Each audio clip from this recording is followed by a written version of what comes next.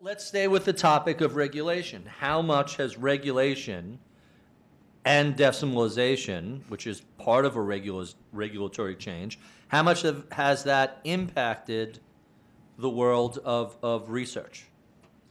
Just speaking as a former sell-side analyst, I can say I think it's really impacted the business substantially. The commissions are down, and it's just a really tough place to be right now, both on the sell side and the buy side. Now, the reality is I think the impact is it's more than just commissions and lower volumes. I mean, I think to some extent the big buy-side firms like Capital Research and Fidelity consistently felt like under the old model that they were subsidizing their competitors, right? Because a lot of their commissions and fees ultimately went to the sell side to build out large research departments that in turn not only competed against them but also enabled smaller buy-siders to compete more effectively.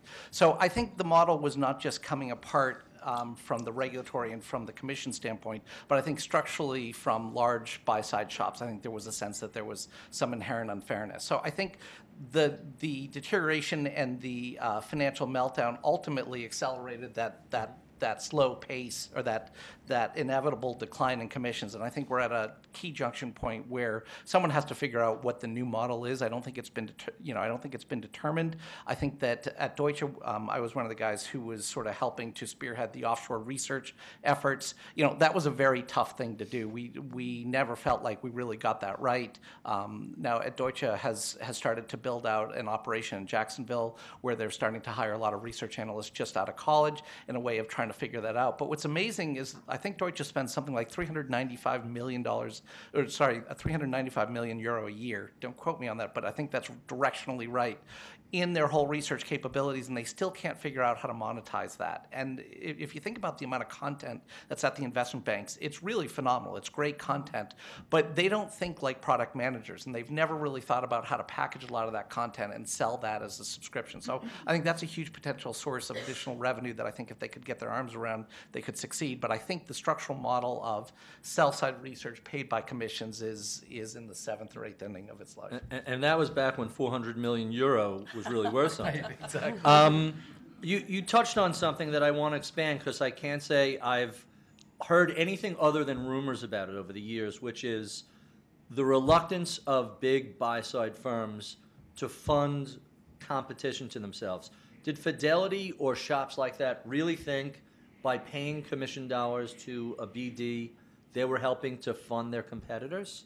Definitely. I mean, they really do, and they've said that overtly. They have said that overtly, and it's clear that they are to some extent. I mean, it's tough how it really does allow a smaller money management firm to compete by leveraging research. I mean, I think you can see it probably in the number of buy-side analysts, the growth in buy-side analysts, and the pay that they get.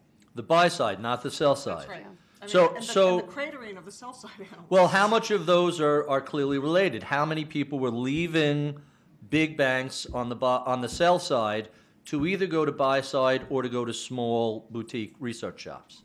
I don't have the numbers, but I think that would have been fabulous for today's discussion. I think you would see all this. Don't you? Yeah. And also anecdotally, I think not only that, but a lot of the analysts have left the large broker-dealers and moved to smaller niche firms. Yeah. So they've gone to hedge funds and private equity. That was really the first mover advantage back in the late 90s, early 2000s. Yeah. And what's interesting is the regulatory diktats that separated banking from research have expired. So theoretically, research analysts can now get compensated once again from banking deals. Okay. And that was always an important element. That's right. So it's going to be interesting to see how that pans out. I mostly worked at second-tier trading firms where you really needed the story to move the inventory of bonds, which is a less liquid activity than stocks. And I don't think we should bemoan the passing of these Wall Street dinosaur research departments. I mean, they were basically cheerleaders for new issue IPO and equity and new issue high grade and high yield deals. And once that was out in the marketplace, they didn't really support it with research too much. So it wasn't that great. The secondary shops usually had a more critical eye when it came to research. That's where I came from. I did a stint at Credit Suisse, which was a new issue shop on debt and equity.